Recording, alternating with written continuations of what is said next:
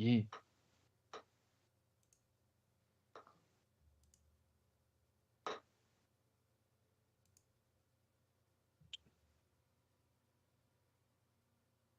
We should be live, and we are live. We live. All right, cool. Welcome to the most electrifying channel in all.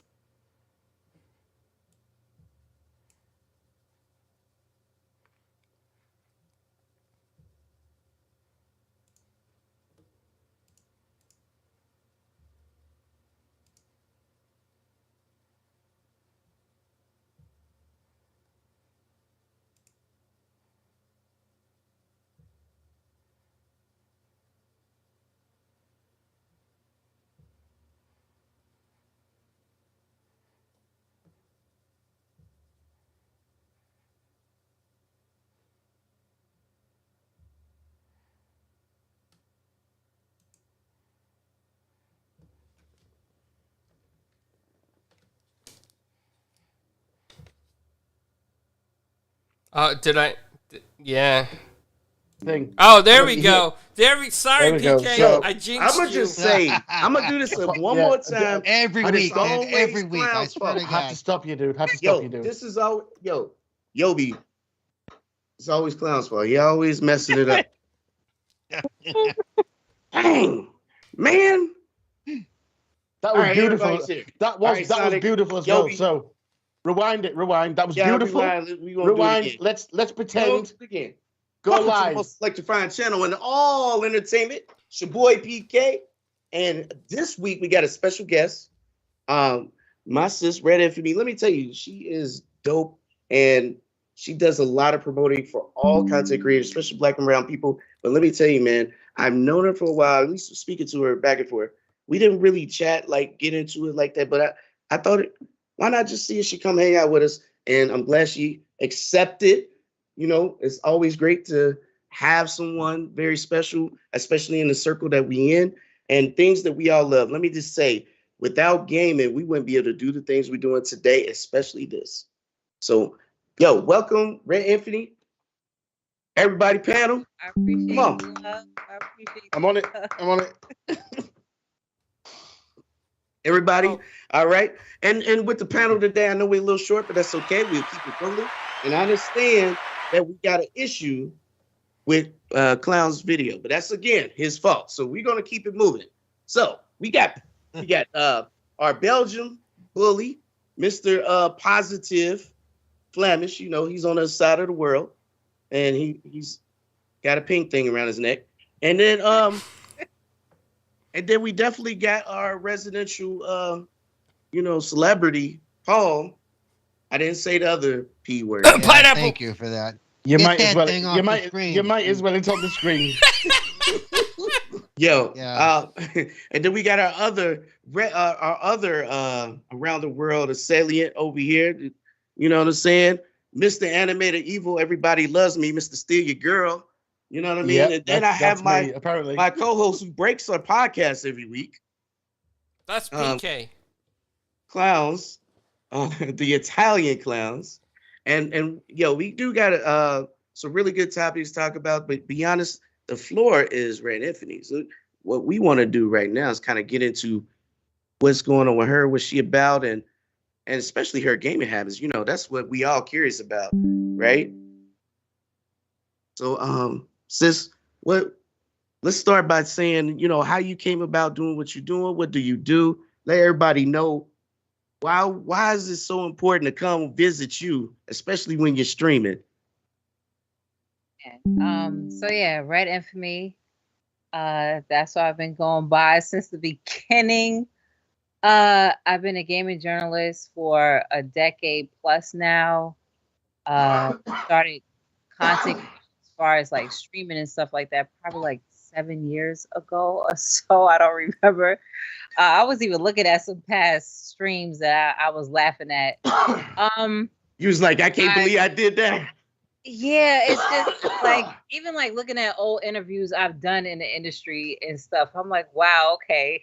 Sometimes it's cringy and sometimes not. I was just talking about that earlier, like even talking about myself. But Yeah, I stream a variety of different games. I stream the games that I actually cover. I feel that to show transparency on how I got to my conclusion of a review or my thoughts period, I feel like that's needed in the industry because a lot of these reviews for countless of years have been very iffy. And I've been around a lot of these different people who cover games, and I'm like, yeah, you just got here because you didn't get hired somewhere else in journalism. Like I've seen that countless of times. But yeah, I cover pretty much everything in gaming. I talk about pretty much everything in gaming. The only games I don't play like that are like horror survival games. I don't like to feel like hopeless. I'm with you. I'm with you on So that. Yeah, the- I'm snap. with you. Snap. and the Souls, I'm trying to get into the Souls like games, but I like to have fun. I don't like to be tormented. So Right? I'm trying to Right? balance that out or so. So And I'm just saying, yeah, don't that's a little bit- don't judge her because we don't like to get punished while playing the game. We just want to just saying. yeah, competitive play, I'm down to punish somebody else. But yeah, so yeah, I do the fighters, the sports games, and What? Yo, that's what's up. Yo, that's what's up. What kind of competitive games? from Call of Duty, like shooters, fighters. Mortal Kombat's one of my favorite fighters of all time. Tekken, anime fighters. I love anime, so anime fighters as well too. Sports, like I mentioned, 2K or Madden or anything like that. I've been playing sports video games since I was little. So yeah, like racing. I haven't played racing that much. Forza Horizon got me back into racing again. Because I love the hybrid of it. I love that it can be simulation and it can be arcadey at the same time. So but yeah, those are the type of games competitively, I'll play some shooters and stuff like that. That's fire. You know what's even more fire? What I hear is you would smoke clowns in 2K right now. And that's Wait a that's minute. what I hear. I give up because I don't play sports games. Not good. I'm not going to even try. But I would love to hear. Because Wait. just saying, just throwing that out there. And I know there's a couple people in the chat like 100 that act like they good too. So I like to see that. Put that stream up. Listen, I'm down. I'm down. Versus 100 versus 4G UTV clowns. That'd be awesome. Ooh, I want to see that. That's pretty awesome. And yo, appreciate that. And you do a lot more stuff. Come on, man. You do more than just gaming though. That's what's inspiring about you and your journey, like how you got here. Like you inspire a lot of people. And they might not directly talk to you, but you could tell you're influenced just by the styles that they use, especially when they stream and how they move, right? Because you said something about, and I ain't gonna let you slide by just saying that there's a lot of interviewers that's are sus. That she just validated there are some frauds that are either paid for their opinion or never played the game and just put an opinion out there. It does That's happen. true. I've seen in like first in hand certain things being in the industry for as long as I've been, and from huge outlets as well. Like, so I've been with huge outlets. I've been with independent outlets. I have my own outlet, and I still work with big outlets as well too. But yeah, I've come across colleagues in the industry that you can tell they were not gamers at all. Like I've literally seen someone. I remember I was at a private showing. It was a Bandai Namco one, I believe. This was a while ago here in New York City, and this guy was there reporting, and he literally asked like how to do the common controls of something. Like you know how every video game has like the common controls pretty much, unless they do Start. right. And yeah, start. And I was like, Uh-oh. But yeah, I've come across situations like that, or people not knowing. It's okay, like I'll be transparent. Like if I'm interviewing someone and it's a game that I'm never played the franchise like that before, I will say that, but I will have Right. my own curious questions that any other gamer would want to ask if they was introduced first to it. So, Right. but I've seen some people ask some crazy things, or you could just tell. Even like I said with reviews, you can tell when someone Yep. did not play the game or did And not for- get up to a certain point of the game. And it's like, so you came to that conclusion. And that's why I feel like transparency is needed. And we even see a shift in the industry on how it's going more towards influencers and more independent brands here that'll give more of a passionate overview of something versus something that just needs to be put up real quick. Right. You See- you was making a comment there, Paul? Yeah, I was going to say for me, I because we do interviews here, and I always go out of my way to make myself familiar with who we're going to talk to in the industry. And if I don't have time or whatever, I'll opt out of the interview because I'm not going to sit there and look like a fool, or make them realize that I have no idea what they're talking about on camera, because it's not a very professional way to come around. And they know it. They'll know if you actually read their book or saw their art, by the questions you ask, So yeah, I try to avoid that at all cost.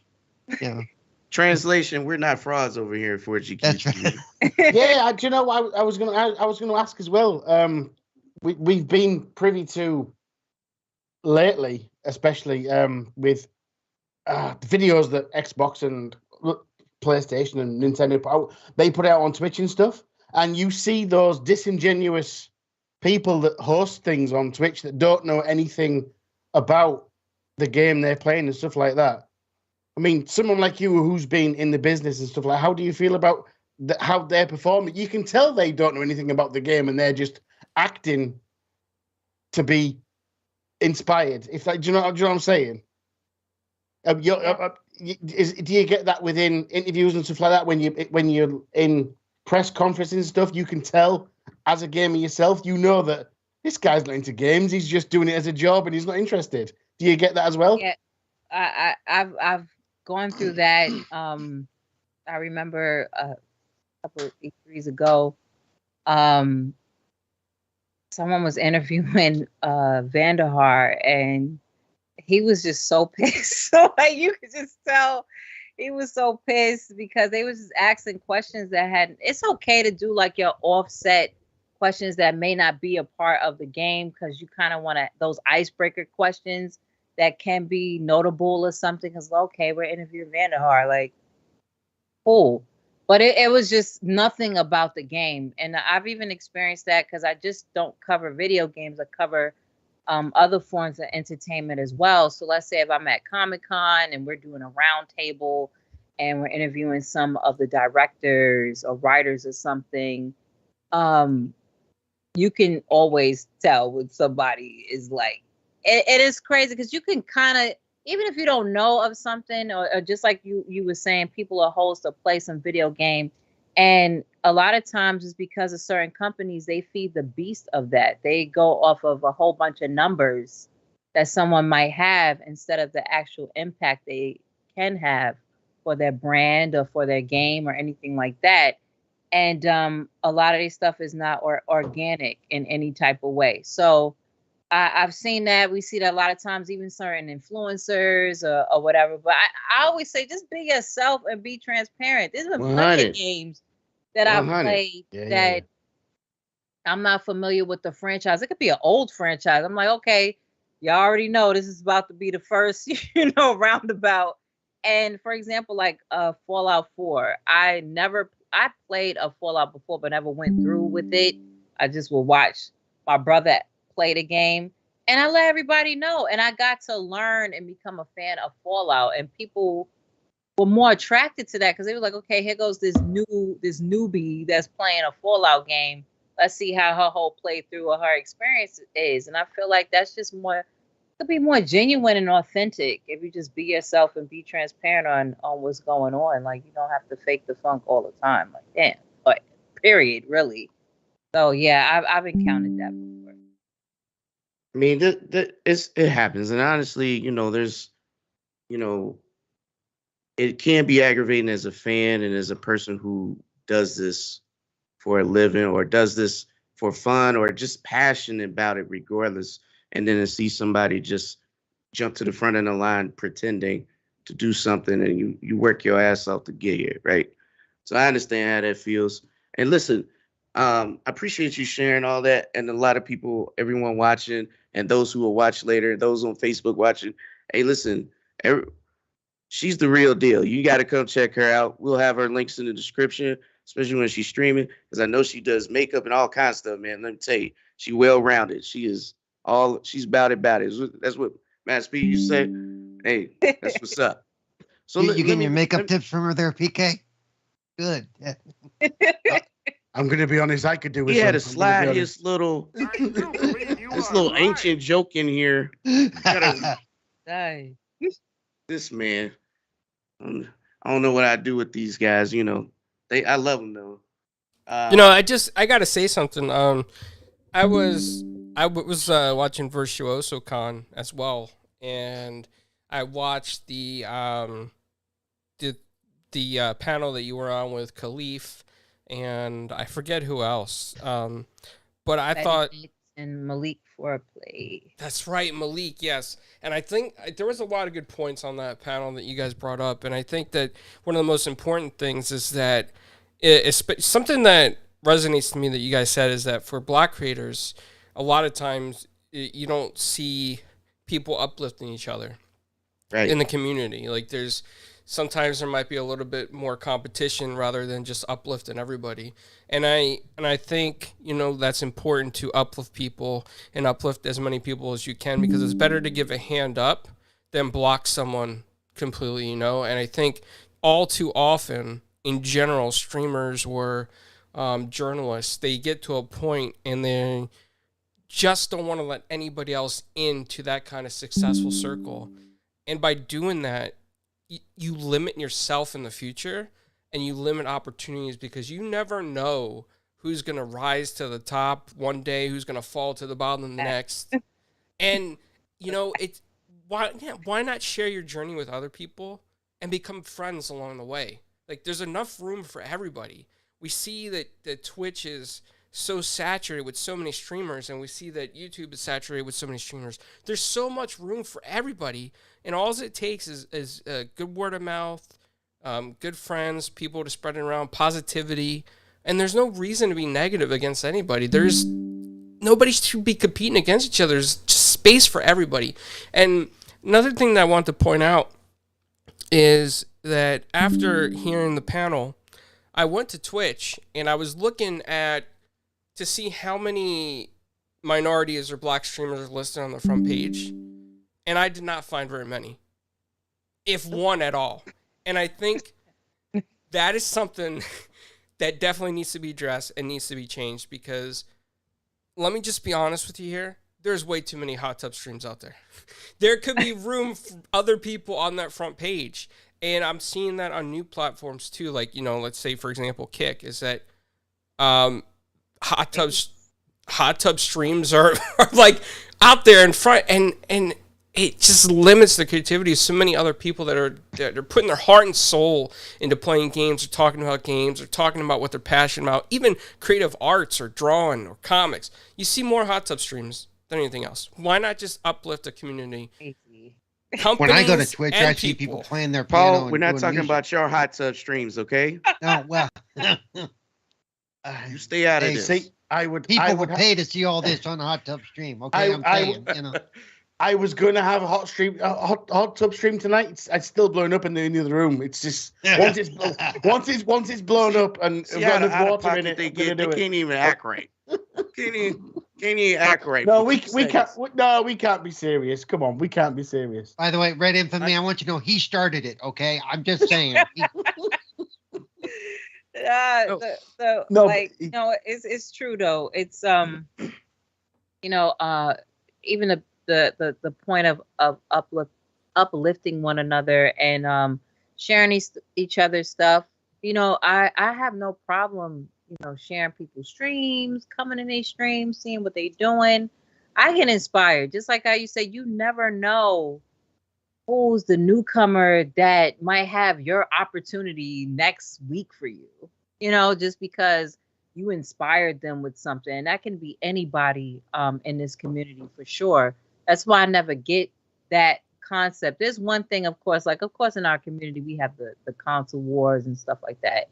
And I'm like, everybody could debate and have their point of views and their perceptions or whatever the case may be. But when y'all go below the belt, doing personal stuff, it's like now y'all going in a total different realm. And I remember having a debate with someone on something. It was a really dope debate, and we were cool. Like, we was fine after that. I was like, wow, this is so great. I don't really get this on a normal basis, but yeah, even see like us every week.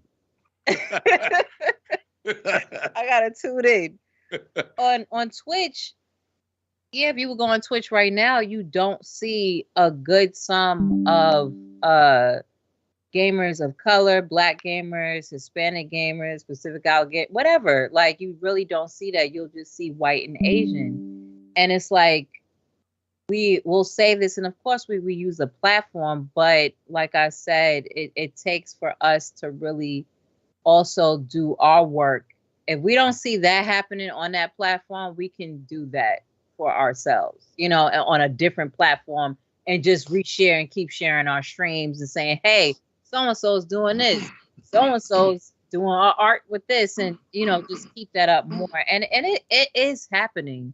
There'll be a couple little stragglers out the bunch that I always see, just like I mentioned with the console war stuff, that feel like there's a competition where it isn't, or want to take an opportunity that they know good and well that opportunity is not for them and they're not qualified for it.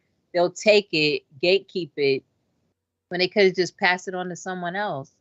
I see that all the time too, and I'm like, come on, like, everyone can get a slice of the pie. And I was like, right now it's crumbs, but everybody can get a little crumb. Everybody could get the crumbs, the slices, the pieces, Absolutely, absolutely, everything. And something you mentioned there as well, though, was something you mentioned there really well as well, was you had a great debate with somebody. I think that's something that's missing from every community right now, because you can't have a great debate with somebody and still be friends at the end of the day. I can do it with the guys on this panel. I can have, let's say, a great debate turns into an argument, right? It's fine, because we're still friends at the end of the day. We disagree all the time. Me and PK disagree all the time, right? We're just tired of talking and just throw hands. And you know what? Yeah, it's fine. It's like we can have a great debate. We can argue, but it seems to be that the whole streaming community and stuff, as soon as someone disagrees with you, that's it. Their fans attack you, and their fans attack you, and it's like, what's going on? There's no need, because we can have a great debate, right? It can go into a little bit of an argument, but it can be respectful. And at the end of the day, we can respect each other for our own opinions, right? And I think that's something that's missing. And with you saying, you know what, I had a great debate and it was fine. That's commendable that it's still possible in these days. Every great debate I have, other than my close friends and stuff at the moment, is just a full-blown argument, and then you've got to come at me. What are you going to come at me for? I just disagree. I just disagree. What? Me and Animated, we go at it every once in a while. At the end of the day, we realize that Animated was wrong and the debate's over. So you realize when he says every once in a while, Paul's memory thinks that it was like years and it really was just yesterday. You don't remember, but it's okay. Let's leave his agent. Let's leave the agendas alone and make that a serious question, right? No. Listen, Reddin, let's just be real. You know what's crazy? I was talking to Clowns right before we seen the panel that you were on, and I was telling him, like, yo, when I was growing up, I wasn't the white guy and I wasn't black enough. I was catching hell for both sides, just because my hair is not kinky enough, right? I'm not dark enough. And I was telling him, he didn't believe it. I was just like, legit. I didn't belong nowhere. You know what I mean? It was like I didn't have a problem with nobody, but they all had a problem with me, and I didn't understand. Like I didn't ask, for any of this, and they would try to squash my elevation every time I moved, just because they just didn't want me to. You know what I mean? It had nothing to do with impacting anybody. And 100. I'm all about promoting everyone. So I do share. I love to have conversations. And listen, I'm gonna put it out there. I know everybody's watching, but I have a Christian faith. But guess what? I got friends that's atheists, Muslim, Buddhist, but we all get along just fine. Because you know what we got in common? This mic, these games, and we have a good old time. And we have no issues because we don't push on each other. We respect each other's boundaries, and we just we look out for one another. So that's real. You know what I mean? Respect goes a long way. I think what people misunderstand is understanding does not mean agree. I think people don't understand those definitives, those two different things. You can understand someone and not agree with them at all. And that's fine. If I can understand where you're coming from, I can hear you out. I may not agree with it. I don't have to agree with it because we live in this society where everybody has to agree. And if you don't agree, then you get shut out, canceled, and all this other stuff and blocked. It's okay to not agree. That's How fine. can you have a podcast if we agree on everything? That would be a boring podcast. Absolutely, Right? absolutely. Boring show. Absolutely. So yeah, I just think that's the common denominator is respect. Like what you mentioned, you come from all different walks of life, all different types of perspectives. You don't have to like one another, but you should respect one another. Period. So just to hear people out, because something that's so utopian and that's boring. Everybody's the same. It's funny they brought up podcast, and one of my rules before I go on any podcast or be a panel member is I will not be a yes man. Do not expect me to always go with what everybody says. In fact, I will often not be that person. Yes. He's 100. That's why he's here. We have argued many times, Paul, right? I don't even argue with him. I just let him talk. Well, no, it's fair. Let's that is really one of my rules, because too many podcasts are just full of guys that always agree, and there's no growth there if you do that. Yeah, let's be fair, right? To be honest, me and you have disagreed on many, many occasions, right? Yeah. And we and with Flemish as well, of course, yeah, with all three of us, right? Yeah, I don't like his pink thing. I don't like that. And no matter what happens, right? No matter how he brings it back every week, knowing I don't like it, so he knows we got problems. No matter what happens, no matter what's said, at the end of the day, we're still friends, right? Doesn't matter. It's just I guess. I mean, yeah, sure, opinion. Friends. Yeah, friends. Okay, yeah. You guess. I've got some passwords to change, mofo. Tell you if you want. Something I wanted to ask you, Red, is that I don't know if PK asked you this yet, because I know I was messing with my camera in the very beginning trying to get it to work. But growing up, what game got you started into gaming? What was your very first experience? Always interested in this. Like, what is that thing that was like, yes, this is so much fun. I got to continue playing video games. So the first game I ever played was Golden Axe, and that was with my pops. Now, I was a toddler. I was 3. Now, growing up, to 4 to 5 and so forth. Of course, like Sonic and playing Eternal Champions. Ooh, Sonic. And Street Fighter 2. Then I start getting to conceptualize what gaming is really all about. Of course I was having fun because I want to do anything my father did and seeing things and that's so cool and colorful that's not a cartoon.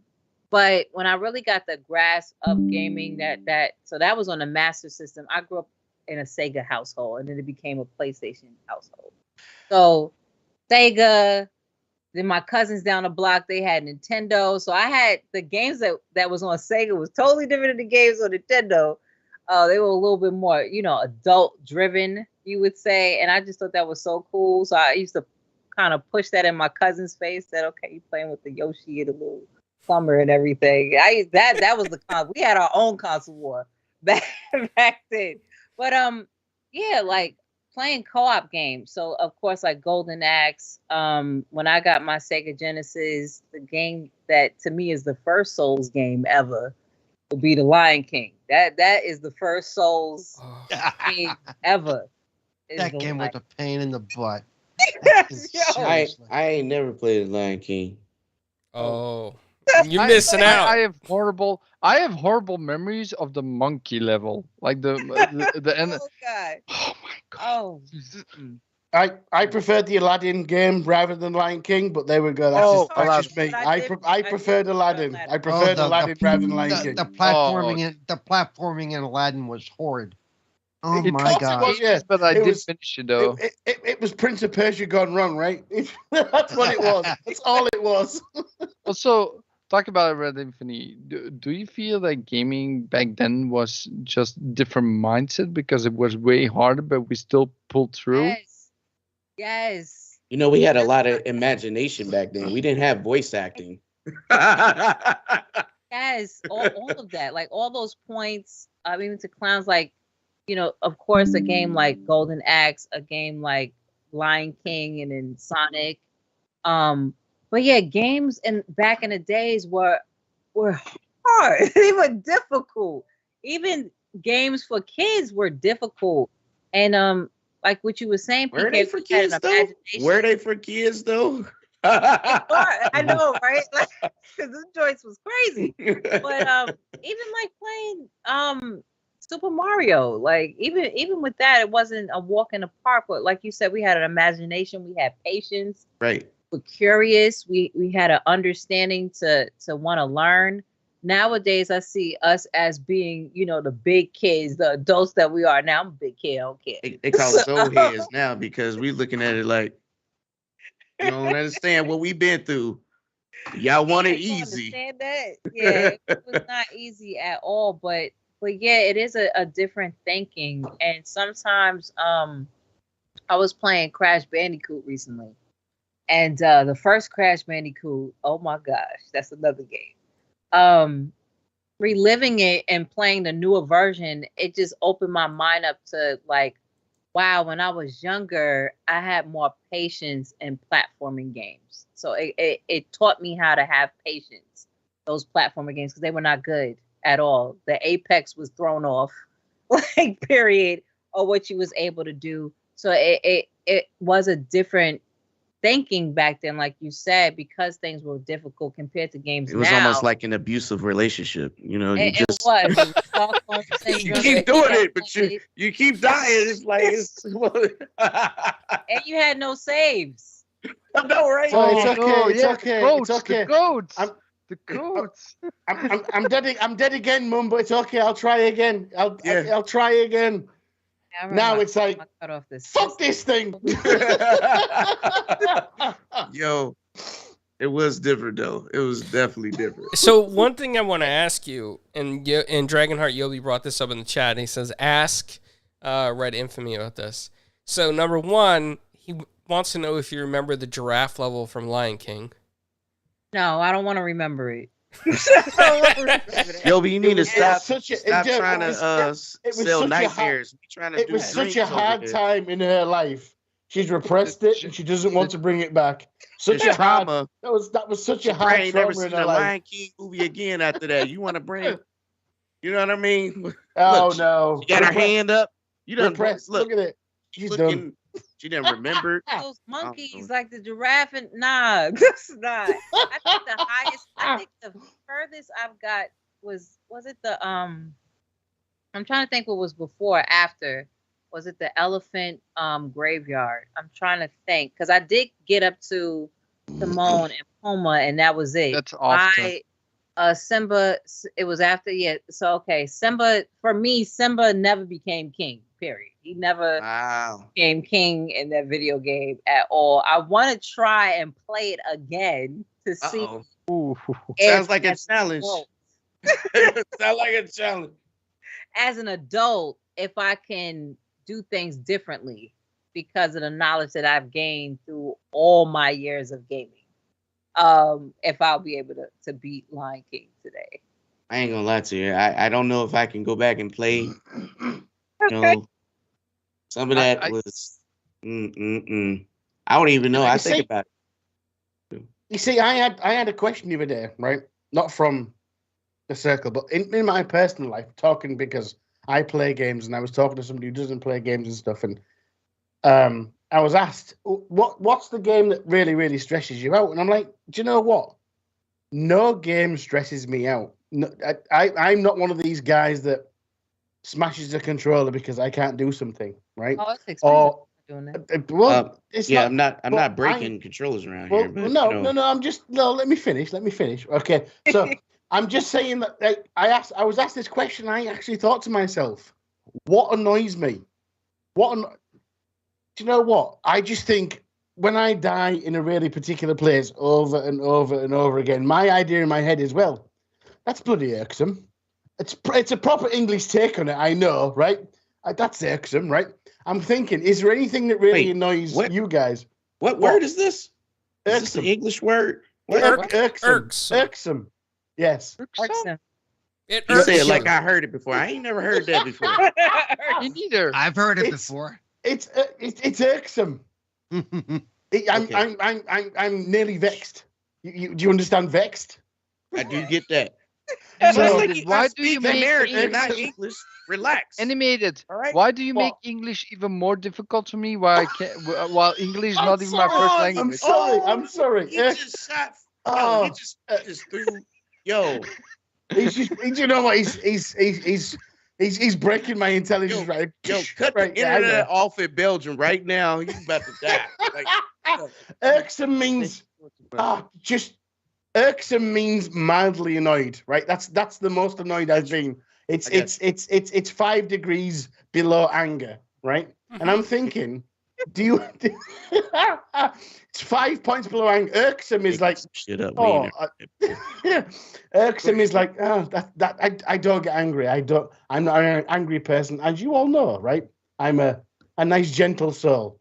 Okay, so I'm thinking to myself right now, what games, right, make you the most angry or annoyed?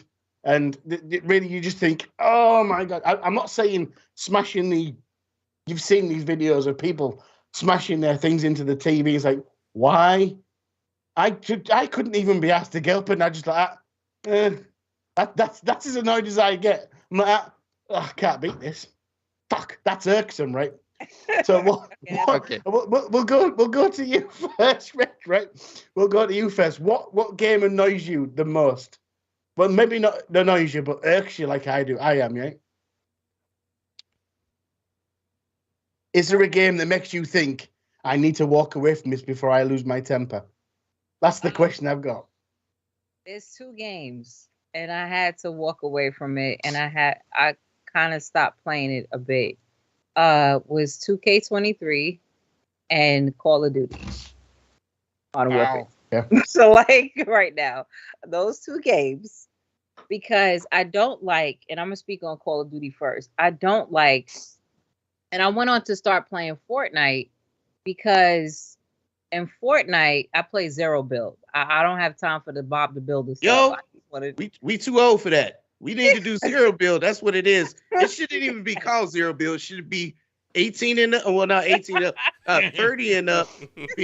Play this because we don't got time to be doing all this. It's too much. Like I see my nieces and nephews. I'm like, yo, what are you doing? Yeah, my kid's the same. My kid's the same. It's like, why are your fingers moving that fast? What's wrong with you? I knew I was too old for this when a dude built a building and ran in and came out with a rocket launcher. I was like, oh no, that's crazy right now.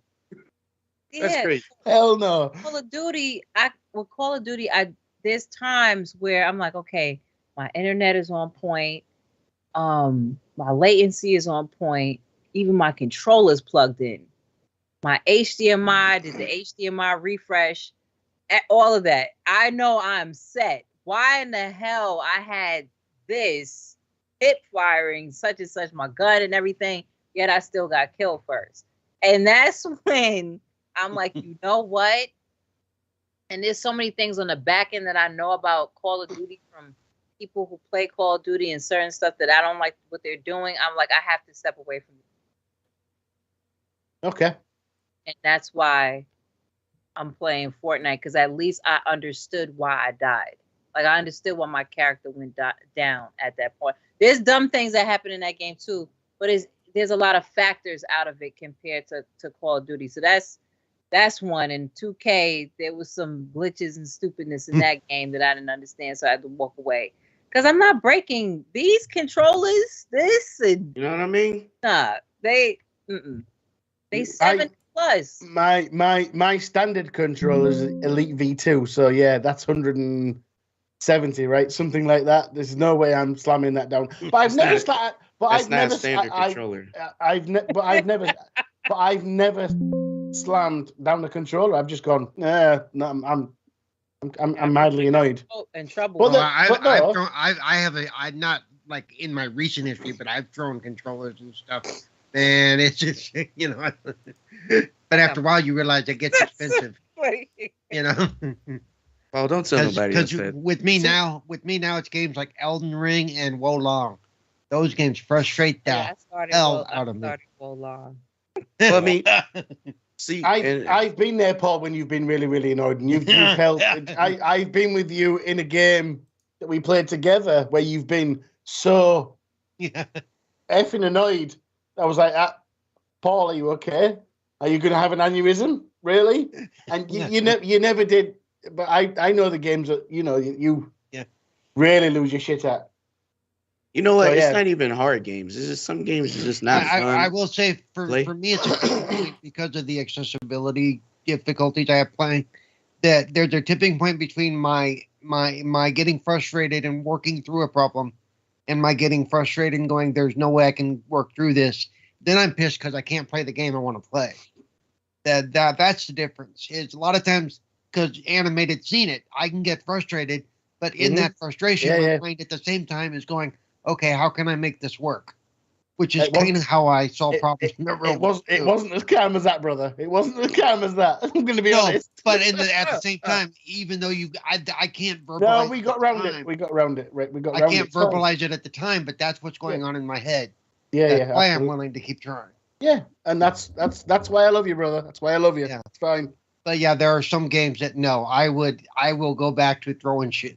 I will go back to twisting the controller so hard that you hear it snap. So Paul, you just know that's why you over there. You ain't touching my controllers, and I ain't going to jail over you. I'm just letting you know, because my controllers are my life right now. I collect them bad boys. I ain't breaking that. I ain't breaking nothing. We grown over here. We paid money. Kids. Yeah, I know, but let's be fair. I know you're pretty much good at every game I've ever played with you, right? You're better than me in. You, yes. Oh, he's talking about me. Yeah, I'm talking about you. Yeah. It's up, Guilty Gear Strive. Every game I've played with you, you've been better than me at anyway, right? So, is there games that annoy you that get you into that mood, as if to say, I have to walk away, or get you a little bit? I mean, I walk annoyed, away. or I walk away. I mean, some games are just not fun for me. Right. I'm not saying no one else can enjoy it, but like Red over here, I have a history, and maybe I'm just bougie about it. Maybe I just don't like some games because they don't reach my. I'm sorry. I'm gonna throw it out here. I don't like Wulong. I don't like it. I don't care because it's not fun. You guys might like to get punished while you're playing the game. I don't. I like to feel good.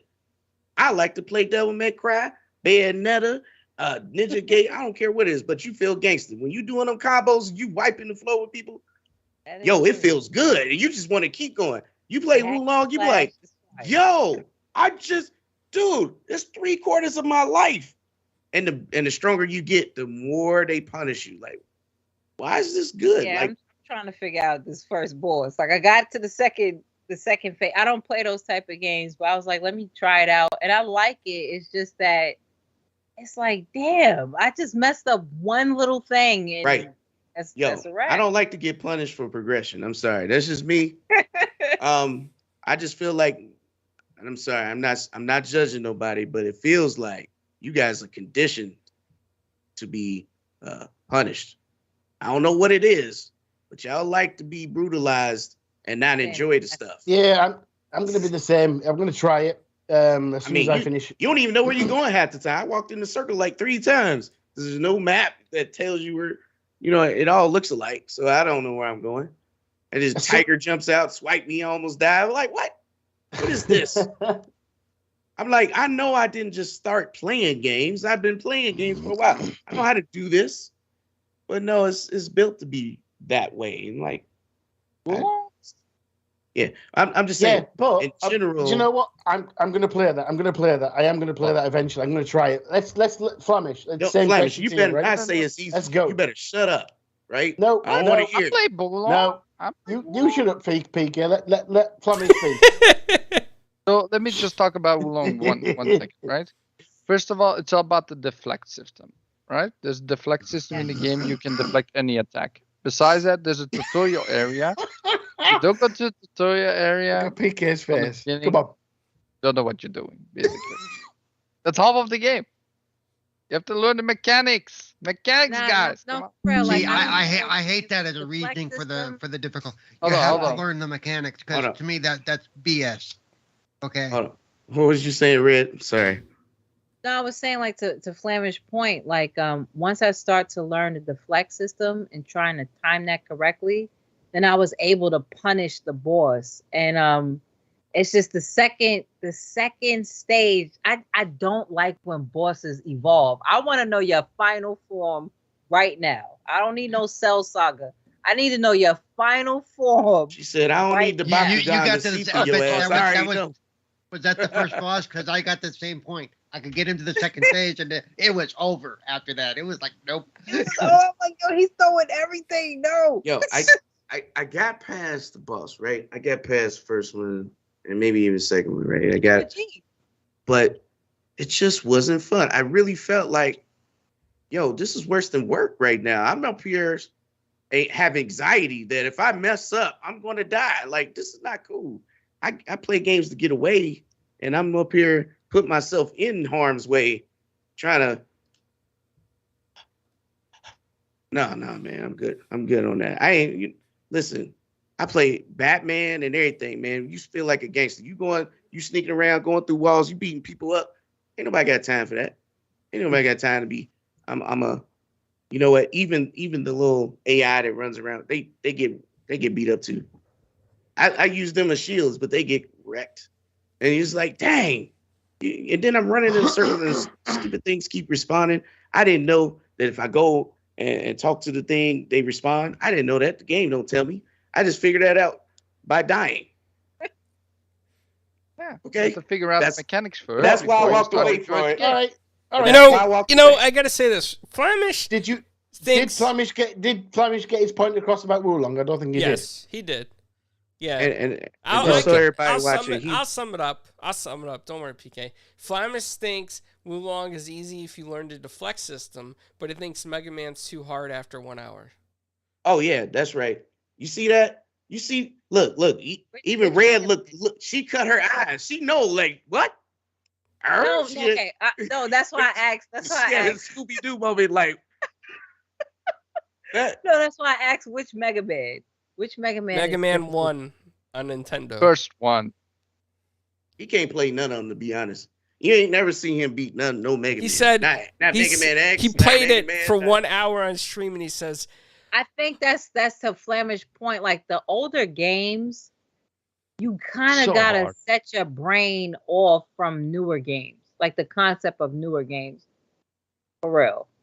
If you can play an older game really well and you remember it or whatever, or you're new at an older game and master that or beat it, and then play a newer game that's quote unquote difficult. If you're able to do that simultaneously as far as in your playing rotation, you are a beast.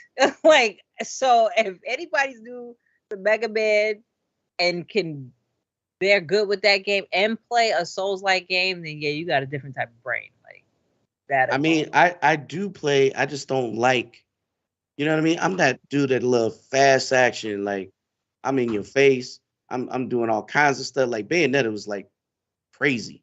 Like she got Yeah, I guns on love her hack shoe. and slash. Hack and Yo. slash games are Fire, right? Yeah. That's my stuff. I don't care if it's what was it? Darksiders, like all that stuff. Like that's my thing. But this stuff, I can't rock with the Demon Souls. I'll be back in a sec. Got to take care of something. Back in a sec. Yeah, you do your thing, man. You do your thing.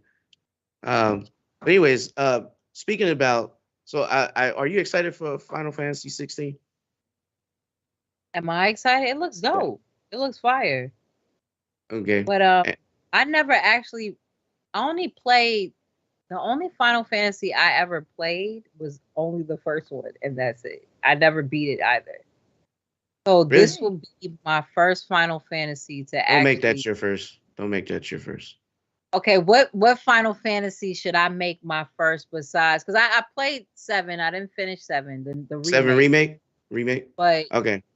What Final Fantasy would y'all suggest? 7 remake's a good one. A good one. It's really a reimagining. It's not really, 10 or but it's a good one. 15 is solid. 13 is solid. 14 is MMO, so that's different. 8 is good, but not to go too back in time, right? So to kind of get modern, it'd be like 15, 7, and 13 just get modern. I don't like 10 because I don't like the main character. He was a crybaby, and he cried about his daddy. That's why I wanted to hear what you. And you find out at the end of the game. Sorry to spoil it, but I'm going to because I'm gonna save you the trouble. He wasn't real. He wasn't real. He cried about his daddy, and I spent all that time doing some blitzball, and you find out that he wasn't even a real person. They had to make a sequel. Listen, that was the first Final Fantasy ever to have a sequel just to try and legitimately fix the damn ending that they created in the first one. What was crazy is the women was the best characters. They weren't even the main character. Yeah, they weren't even main characters. And the dude that I like, his name was Orin. He had his arm in his jacket. It almost looked like he only had one arm. He was the baddest character. Why he had to die?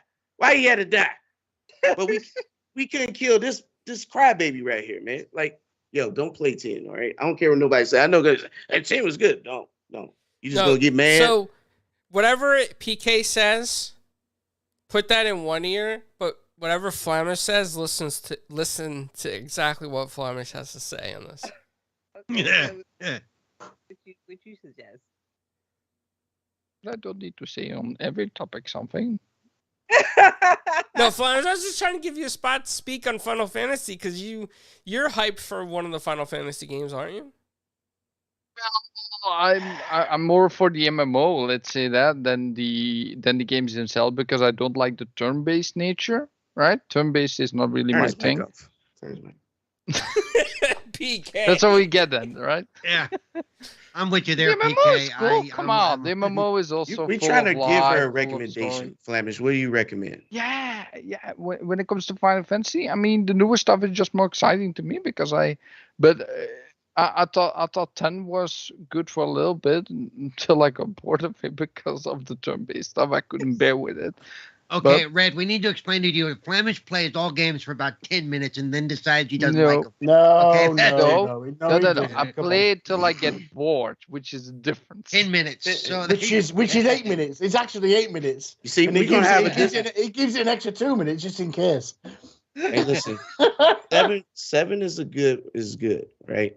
The only reason I said it because this the 16, and I'm not saying it's bad. Like, it's just that it doesn't feel like Final Fantasy. Like, Final Fantasy is all about this weird world and they all different stories, right? Everything is weird. It's got some kind of crazy aesthetic that you don't see nowhere else. And that's what makes it unique and why everyone is attracted to it, right? All these different stories. And there's nothing wrong with 16. However, it feels more grounded, like a story that could happen, like a more real, you know what I mean? So there's nothing with that. It's more like, if you played the other ones, then some of the themes in this one would make more sense, even though the stories have nothing. So, like, summons is the big theme in 16, but if you don't really have that background to understand where summons is, even though the stories are completely different, it won't jive with you the same. You feel me? Like, it's like one of those things. And this is also the first Final Fantasy that you don't get to control none of your people. You just your main character. That's it. So It's just you and that's it. Because I of course, playing the older one, have your party and everything. yeah, This one, all I'm saying is, what do I know about Final Fantasy, right? What do I know about Final Fantasy? oh, that's 9 right there. That's a character from Final Fantasy 9 right there, right? Yeah, that's And 9. it's a very bespoke T-shirt you won't get in a lot of places. Gives in the background. What do I know?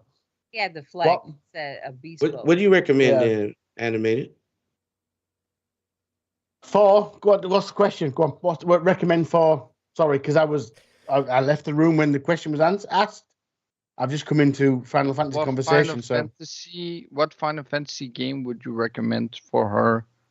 To start with, Before 16. Just Yeah. I won't say start with. Just give her something so she get familiar with what. before 16, okay. Have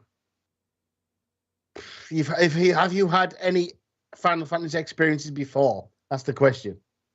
She Yeah, just the played a only little Final bit. Fantasy was that I played but didn't finish was 1, and in 7, the reimagining or remake of 7. So I get the concepts and everything, but like what you were saying, it's kind of like if Persona would do something Right. when different and Yes, so you understand certain things. Yeah, exactly. I get that.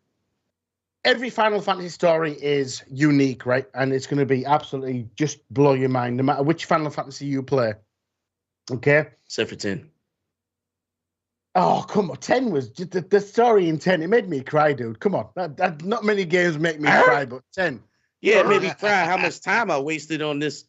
Oh, 10. If you get involved in the story of 10, right? It was Final Fantasy X, right? Was the first voice acted Final Fantasy that was, right? Let's be honest. Yes. Right? It was the first fully voice acted Final Fantasy. Yeah, wasn't it? So, Okay. and it's a very emotional story if you can actually sit through it. Maybe not for you, right? But for Final Fantasy fans, okay. You can shake your head all you want, dude. It's fine. You asked my opinion. I'm giving it. You can shake your head all you want. So that Final Fantasy X was the first voice acted Final Fantasy. Before that, you relied on the story. So 7 was, in my opinion, the best. But if you go into a 16, which is a completely different combat system altogether anyway, you're probably best going into 15 anyway, just to try and get yourself used to how the combat's going to go with 16. Yeah, with this one. There's no point going back into the past into turn-based Final Fantasy right now. Right. Even though the stories are brilliant. Yeah, that's why I was saying like 7 and 15 is solid because you don't want to go too far back. 7, 8, 9. I'm not going to say 10 because PK will just shake his head again, and we don't like that, right? So 7, 8, and 9 were probably the best. 7 for me was the best. 8 was okay. 9 was fine. 13 was probably on par with solid. The best. It wasn't. 13 was probably on par with the best story, but you're not going to get the gameplay from all those games I've suggested, other than try out Final Fantasy 15, because that's exactly how Final Fantasy 16 is going to play out battle-wise. I would say it's a little more because it's going to be all active. It's going to be augmented. So I'd say try out Final Fantasy 15. I mean, I didn't like Final Fantasy 15 because you walk. Do you know what? I like the bro things going around the whole thing. I loved it. I loved the whole story, and we're going to go and rescue the princess kind of thing. What annoyed me with Final Fantasy 15 is you walking around the expanse, shall we call it, and then every 2 seconds, oh no, above us. Again, come on. I'm going to go and hunt them on. That's not what annoyed me. What annoyed me is we driving in this nice car, and this dude want to wake me up to take pictures of me every. What? That's okay. That's okay. That's. I don't want to take pictures. No, but that kind of focused on that kind of focused I on want the to kick dude, him bro. out the car. I No, promise you. yeah, seriously, yeah. It's If that- focused on a bunch of if that- friends having an adventure Somebody and waking you having up to different take pictures, fantasies. man. You'd be want like, to you want take pictures of me, you would get kicked out. I'm sorry. I'm actually with PK, right? You fucking woke me up, It's a dickhead. I positive. would punch you in the nose. Okay, fine. I agree with PK in that. It wasn't so much that annoyed me. It was the kind of you're going to hunt some monsters and you got to go and get to a certain place at a certain time, and you walk into the wilderness, and then you get that, oh no, above us, and then these things pop down from fucking nowhere. You beat them, and then 2 seconds later, again they. You're not helping her want to play the game. I'm just throwing that out there. No. That was story. That was just what annoyed me about it. Finish 7. Seven? I have 7. I started 7. The remake. So I'm gonna finish it and stuff. So I do have that. I have 15 as well. Yeah, 7 is special yeah. because it's one of the only ones that has the most popular characters at all Final Fantasy of all time. And even though the story is not completely the same in remake, that's intentional. That's just so that everyone won't get bored trying to play the same daggone game that came out whatever years ago. They can have something new and refresh with the same theme, just different. But the point I was saying is, I think it will give you a broader feel. So when you get to 16, you'd be like, all right, I recognize a lot of things they do are like some of them are running jokes. Like they have the same character die in every Final Fantasy. Kind of like, what was that in South Park? What was the kid? Kenny. Yeah. So it was like, Kenny. they got their own Like Kenny. in Gears, you have the same Yeah. character. Yeah. Carbine. It's like that. They have those things, and it's like little things like that. And it just kind of brings a little joy because you Jess and recognize Biggs. that. Fan Yeah, service. Jess and Biggs. Jesse and Biggs. Yeah, Every time. Every Final Fantasy, there's a Jess. You might not point it out, but some people look for them because they put them in the background somewhere. And Jesse and Biggs. Stuff like that. So, let me ask you: did you happen to see? I think it was IGN who interviewed the director of 16. I wanted to see what your thoughts were because they asked specifically about diversity, and now he gave an answer. It wasn't a bad. It was like a political answer, but more or less it was more like they asked, "What do you think?" And he said, "Well, we wanted to do medieval, so we wanted to have the type of people that's around this area at that time." And honestly, this is Final Fantasies. Okay, none of this is real. It really doesn't matter. But I find that weird kind of answer. I would have loved to ask that question. I would have loved to ask that question and got that answer. For him to say, as if like Black people or anybody of color didn't exist during medieval times. Right. The real history of medieval, you'll see, and old paintings and remnants period of. That's why they're called knights. So to even see that, so that would have been very interesting. It's always I see this a lot when game developers, you'll ask them about diversity and stuff, and then it gets annoying when they want to do something with diversity and it comes off cheesy or right. It's nothing like how you gonna. That's like saying nobody in Europe. There was no Black people. Period. You're saying that was in Europe or during. Bullshit. This is something Bullshit. like you said. It's He gave a political answer, right? He was the political answer that he gave is incorrect. Right. So I'm just throwing it out there. Yeah, you're right. I don't even gotta hear what he said. So like the political answer that he gave historically, period, is incorrect. It is bullshit. Because like what you said, it's a fantasy, which is called Final Fantasy. It's a fantasy made up everything. You could put whatever you want. You could have had green people with it. Like whatever. Like, I mean, they literally had people walking around with swords bigger than their body, and then you got issue. I mean, 7 has a Black person in there who's a main character, so yeah. Right. So I just found that interesting, and the reason I brought up is because Square. Also, I remember you and me both was hyped for Forspoken. Right? Had a black female protagonist, and it looked amazing. At least the trailer did when they first revealed it. I thought it looked crazy. Like I was all for it, 100%. And then we get to the end of the line, it kind of, it ran out of juice. Like what happened?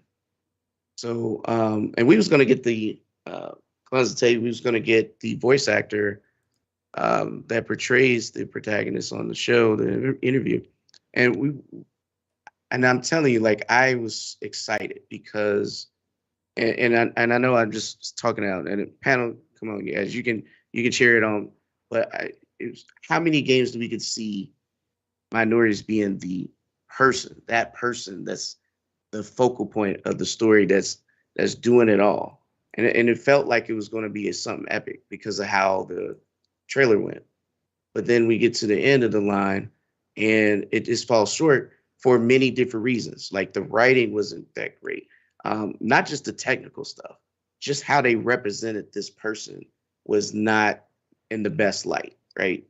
And that kind of bothers me. Like you don't have to try. The person is just a person. Doesn't matter what color they are. Like let them do what they're gonna do. She's an actor. Let her act. If she needs to, pivot, let her pivot. I mean, people show. I mean, we watched Wednesday on Netflix, right? And she pivoted a lot from the script, but it turned out excellent, right?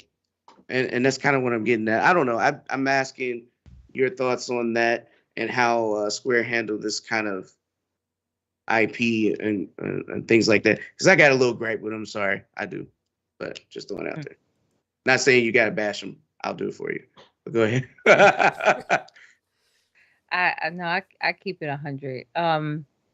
I feel like Square Enix had a missed opportunity, period, even with their marketing. I didn't really see a lot less. I say, of course, women make up like almost half of the gaming community, period, right?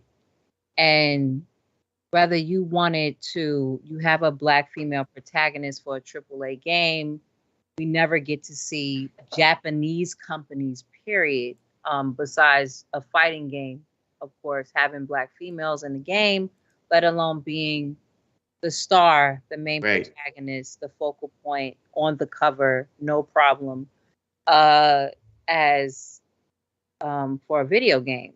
The marketing to me that they could have done, even like with the whole nail situation, which I thought was very unique to put in the game.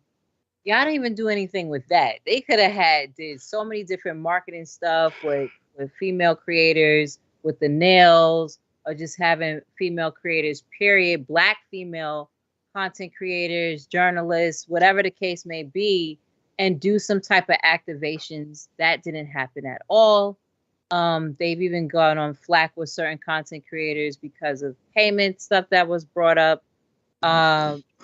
It's just, to me, it was just a lot of missed opportunities, and it was very unfortunate to see, because it's like, and then on top of that, which I feel, period, let's say it was a game about a Native American woman, right? You need to make sure you have someone from what many of the tribes to be on par with that project, so y'all can have the correct source material.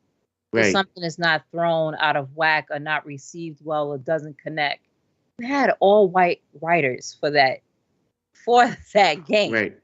You're a Japanese company, Japanese doing the animations, the design, but your writers are all white. That's why with Miles Morales, they made sure they had black game developers, someone on a writing team. So there's certain cultural aspects that will connect. Just like when she brought up, when you move to a neighborhood, the first thing you want to check out is where's the park at, if you want to, shoot some hoops, and where's the barbershop, so you can make sure you get the flies lineup. Like, though, that's cultural things with us. And you wouldn't have that if you did not have a black writer or black game developers on the game to make that come alive. And that's, period, culturally, with anybody and anything. It's just common sense for a lot of things. anybody's culture, you want to have someone attached to the writing team and to the development team, so nothing is, thrown off or seem cheesy or not connecting well. And that's something that they had a missed opportunity on, and they dropped the ball with it. And it is, very disappointing. Do I get highly upset with it? No, I don't. And that's why I always say, turn that energy towards, there are Black game developers out there that's trying and making strides and waves to create those stories that don't get told in this gaming industry. There's Hispanic game developers that's trying to have those stories and cultural aspects that doesn't get told. There's Native game developers as well to get those aspects and stories that's not told. It gets boring seeing the same people over and over again in the game. Like, that's why a lot of people go towards games where you're able to create your own character and create whatever you want, from whatever walk of life that you want to choose to with those different games. And I think this does promote multicultural developers trying to do just accept everybody into their development team. Multicultural, multicolor, whatever it is, right? You need every aspect from somebody from every culture, whether it be you, me, PK, Plamish, Paul, Clowns, whatever background we've come from. You need to have that multicultural development team to have all those opinions in every single team. I think that's what's required, right? Really? I don't think Goodfellas would have turned out if nobody was Italian attached to that project. No, but we're talking games. We're talking games, right? I know, but I do think it's. I'm using it. Yeah, I know. You're kidding. It's the truth. If you didn't have, and Denzel Washington, he was speaking on it too when it comes to culture. Regardless, even from the color of your skin or whatever, like just there's different cultural aspects. Someone that's Italian from New York City has a different perspective, period, or speak a different way than someone that's in Sicily right now. Right. Like, it's just different cultural aspects, period. I think that was my point, really. Yeah, you missed that. You missed that. I can't have someone, if I want to make a video game and I have an East Indian woman from New York City, so I'm not going to try and get some source material or try to, like, that does not make sense. So I don't want to run into me doing something culturally wrong or not appropriate. And that's where you'll get these things that happen a lot of times, even in the gaming industry. And absolutely. It's going to happen. It's going to happen, right? Of course it is. It's going to happen. It's like, you need that aspect. And the question, I'm glad IGN posed that question, because a lot of times we do see with Japanese games, they mostly have, if it doesn't look like their people, they'll have a white looking protagonist or a white looking character, period. We see it in anime, we see it all the time. Yeah. There's no person from Guatemala in an anime, is there? Let's be fair. I do apologize for saying Guatemala, but it's fine. But you don't. You have a point. English. The Hispanic character. You don't have that, do you? Right? You don't have that, right? You are speaking the truth. That's from the sort of eastern side of the world. What I'm saying is every sort of game developer needs to have these people within their.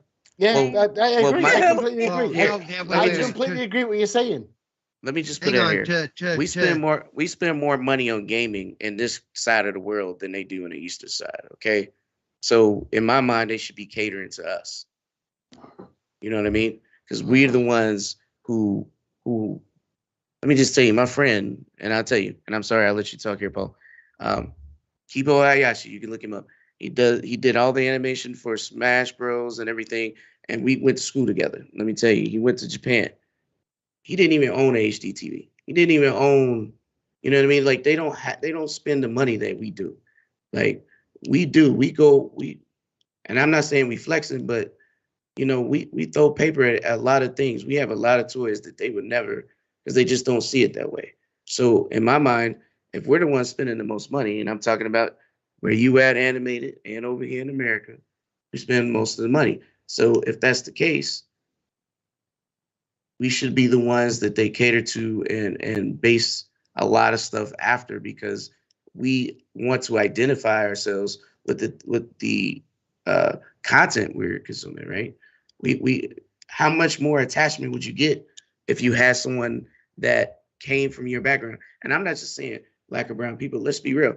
Alethea, who we seen on Virtual Con as well, who's a writer for DC and Marvel. She had a particular background, right, Clowns? She her background was, her family's culture was Dutch, but when she came to America, because she had brown skin, it was like a wake up, because she's treated differently, even though her family is, you know, from a different culture, right? That's the thing. Like, well, that's yeah. To just keep it real in that, the way that she described it was that she wished that everybody could just acknowledge that people are people and humans are humans, and where she comes from, with her culture, she has a mixed culture, Dutch, and I forget what her other background was. I have to go back and look.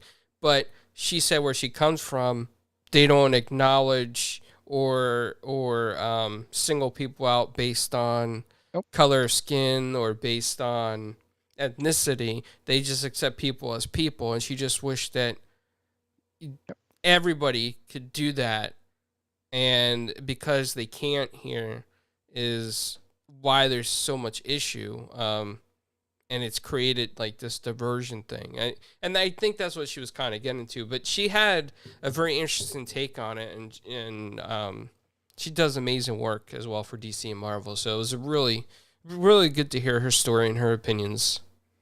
She's the current artist of Wonder Woman, who happens to have a twin sister, and the Wonder Woman she's doing is Nubia, who is Wonder Woman's twin sister. It happens to be black. Yeah. She's if I'm not mistaken, she's a Afro Latina.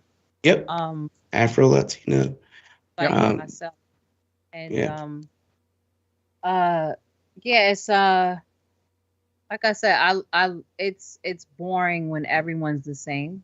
I love different cultural aspects from different people that I meet. The gaming industry has provided that for me, and especially living in New York. I'm from New York City, born and raised, so I get to see all different types of people all the time. You got too many people up there. Yeah, the whole world is here. Okay, you know, y'all got more people than the whole U.S. in one city. Like, yo, that is a fact. Like, but yeah, we have people from all different walks of life, and it's cool just getting different perspectives. Period. So it was I got to see the interview that IGN had with them when they, asked you should check it out for sure. Just at the answer, because the answer is going to be like, are you serious? Right. But yeah, it doesn't. It's there. They should have been, and that's the thing. They don't get questions like that, so they're not coached on the answers to give. Because you gotta understand, with game developers, they do get coached PR wise on, if somebody asks you this question, we could get about that we're about to release that news on such and such. So they don't get enough questions like that, because most of the outlets are not diverse, so most of the outlets don't have people that come from those backgrounds to maybe ask that, or in relation, even if they're not someone of color, to ask that question. You don't really get those outlets asking questions like that a lot of times, so they're not coached to even answer. Because I would have not. You talk about, well, according to the area, so there was no black people over there. So you would tell me? Well, I mean, nobody. He didn't say it like that, but you know what I mean. He said it in a way where it's like, "Yo, come on, man! Like, this is what we doing." Well, I just wanted to be in this area. This, it was like, yo, the way he was saying it, it seemed like, and forgive me because I was reading it, I didn't watch. It was like he was scared because he didn't know what he was saying. I felt like he was looking across the room at the people that be Looking at sitting the over there. PR. Like, Looking at the PR rep. you know? Like, so like, what do I say for this? He was looking at the PR rep. That's how I Yo. go in those situations. So, yep. Yeah. I mean, You know, and I ain't trying to put you on the spot. I just thought it was interesting because it was just recently, like, I don't know, a few days ago, maybe less than a week. Yeah, I didn't see it. I And didn't know about it. and don't worry, I'll share. And honestly, Square has a lot of stuff going on right now. I mean, right after Forspoken, they dismantled the team and pulled them into the main thing. I mean, Square sold half of themselves for pennies on a dollar.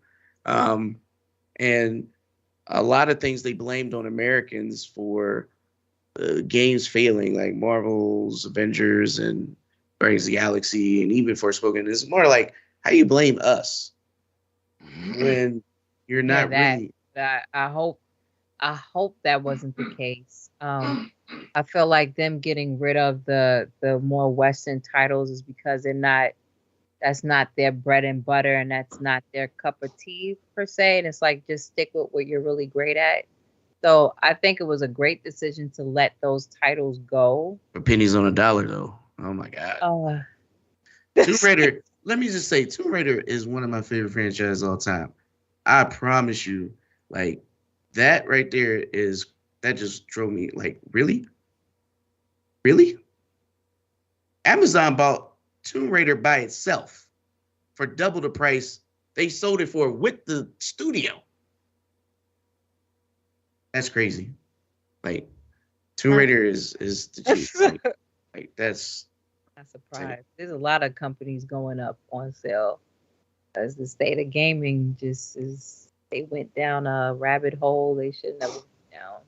I feel like but in my mind, when I look at it, I don't think they gave the same support as they do their Japanese studios and things like that, right? So like Final Fantasy 16, you know, they partnered with PlayStation to get it optimized for PS5, and it's like, you didn't do that with Guardians of the Galaxy. You know what they did? They revealed Guardians of the Galaxy on a Nintendo Direct. Okay, ain't nobody gonna want to play that after seeing it on the Switch. Not even Paul was like, you know what I mean? Like, you literally, come on. They're not gonna do that with Final Fantasy. They're not gonna show it on a Nintendo Direct, on the Switch. No, they're gonna show it the best light. So I feel like they didn't do it the same type of justice and gave it the same kind of support and things like that. That's kind of how I feel towards a lot of their Western style games. Is it just wasn't the same love and tender. Yo, they restarted Final Fantasy VII Remake 3 times, even switched engines. And that's why it was good for them to let it go. Like it's just certain, like it was good, and I felt like it was a better decision for them to just let it go to someone else that can treat it correctly. And you're right. Treat it right, because if they feel that they're not giving it its best, or they have a disconnection with it, because I mean, Japanese business is totally different from Western and American business, and as far as our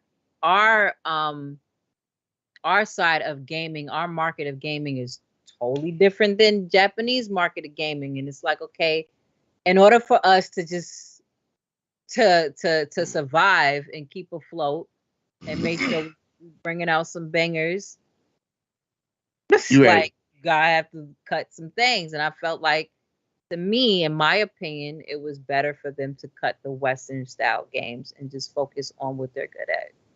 I'm not saying they was horrible at it, but just focus on the monumental and I guess legacy titles that they always had. RedinFamy to just check me. She said, "Boy, move on and get out your feelings." Oh, I got you. I understand that. No. I understand. Sometimes you gotta let it go. My Michelle understands. Paul. Yes. Okay, I'm gonna ask to be nice for a minute because we're running out of time here, and I just want to be nice. All right, we're gonna wrap this up. I just wanted to make sure that everyone speak on any of these things here. And I'm glad that we had this discussion because some of this was real, and I felt like it needed to be said. To be honest. Yeah. All I was going to add was, studios can't necessarily, they do need diversity in the studios, but when they're making games, what they need to do too is get consultants for the different. If they're going to have like even a disabled person in the game, they need to have somebody who's disabled who's lived that life and say, okay, this is what I think the character would do. This is how I would react. This is, And He's pitching his own video game. Go ahead, Paul. No, I'm not. But it's the same thing. We're underrepresented. You're right. And when they do have a disabled person, they just think it's a normal person in a wheelchair or a normal person on crutches. I don't react the same way to certain situations that you would. There are things that frustrate me that wouldn't bug you for a second. No, and that's real. That's why I always promote you, because I feel like accessibility shouldn't be a feature. That should just be a standard. Yeah. Right? But I'm also talking about just representation in the game itself. Right. That too. Absolutely. That's real. I want to add to that. So basically, what I feel about that, right, is that when you're not just putting a checklist, like it needs to be this person, that thing, right? You just good job, Flemish. I love that. Yeah, like I see the movies all the time these days, especially Netflix and all that kind of stuff. They just do a checklist, like in The Witcher, right? There's a checklist in season 2, and I'm waiting for season 3, but I know it's gonna be a checklist in season 3 with all the woke stuff that's going on. I want to see if they do that stuff, that they, like Paul said, bring in professional, bring in someone that has love and care for that ethnicity, that race, that, I mean, can I just say lifestyle? Can I just say now? Yes, the Witcher going forward TV series is not going to be worth it. Seriously. Okay. Oh, we're still in season 3. And Paul approves this message. So I literally understand what Flemish is saying. So it's the difference between having representation rather than you just trying to make sure you hit the check mark just to say that you did. Diversity for diversity's sake.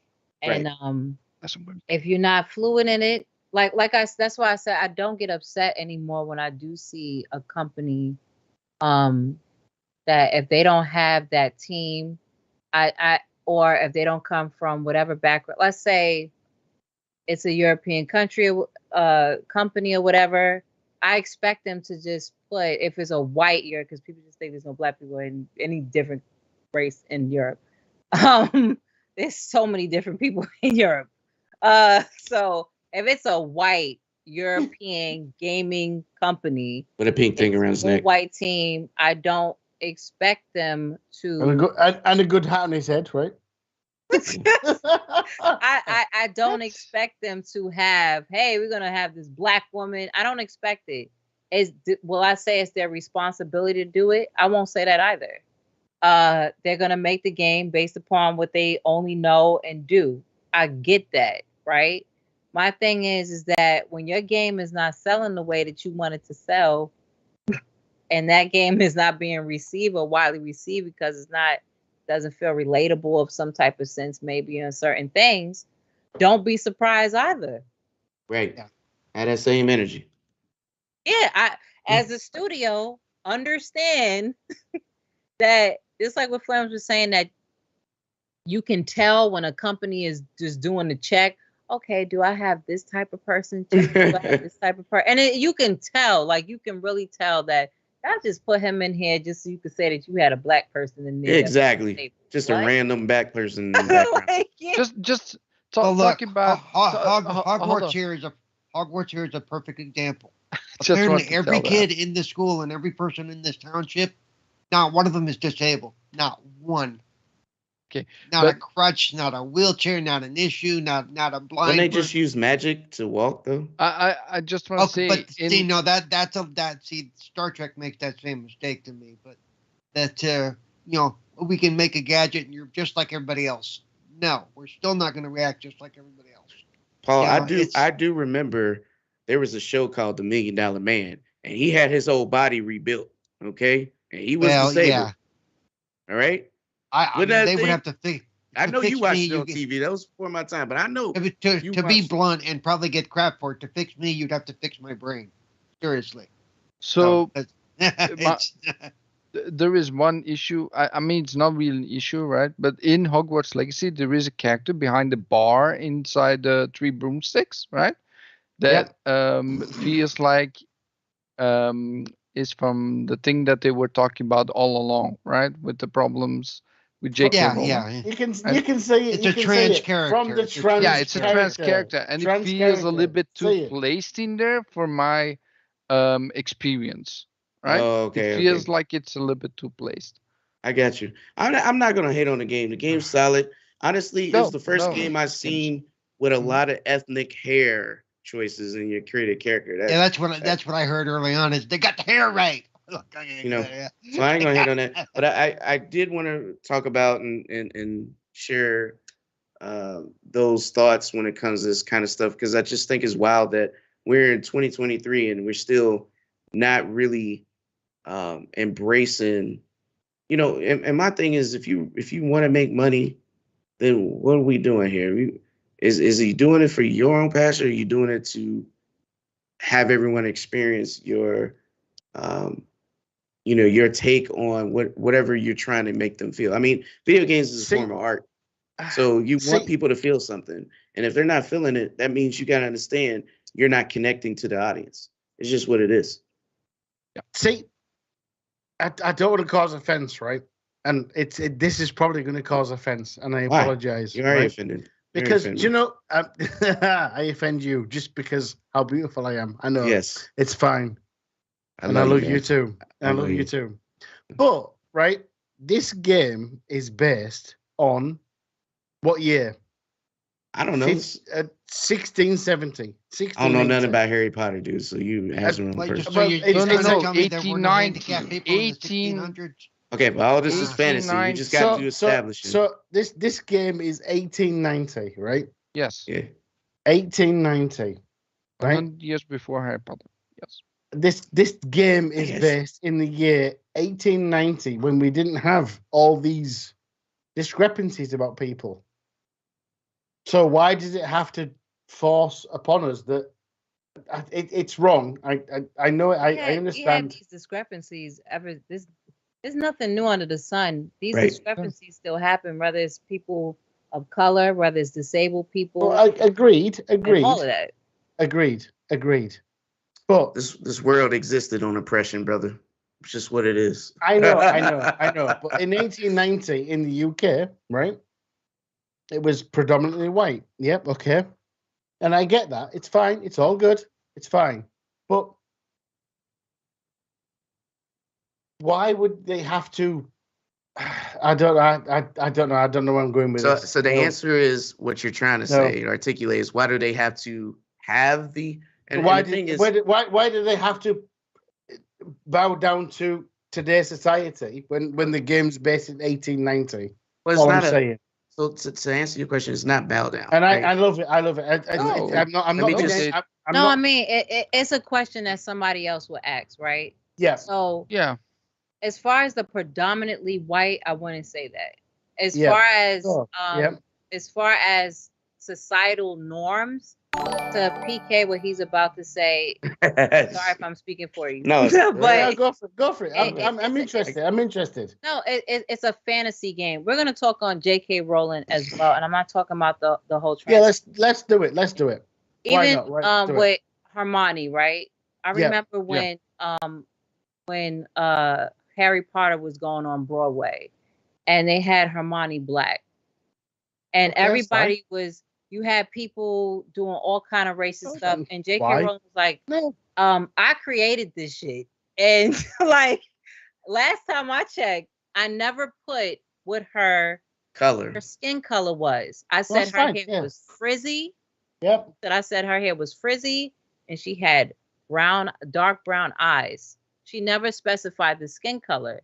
So if Yep. I was to get somebody with frizzy curly hair and brown eyes, you can make that person Rather than whatever you they're want. black, Whatever the case, whatever right? color, right? Agreed. So Completely agree. so the source material, even from J.K. Rowling, with a game like Harry Potter, with a story, you know, based off of Harry Potter, a story based off of even Lord of the Rings, it is a fantasy game. The Right. problem that we always see all the time with fantasy stories is that we only see white. We never see fantasy involve any type of different people.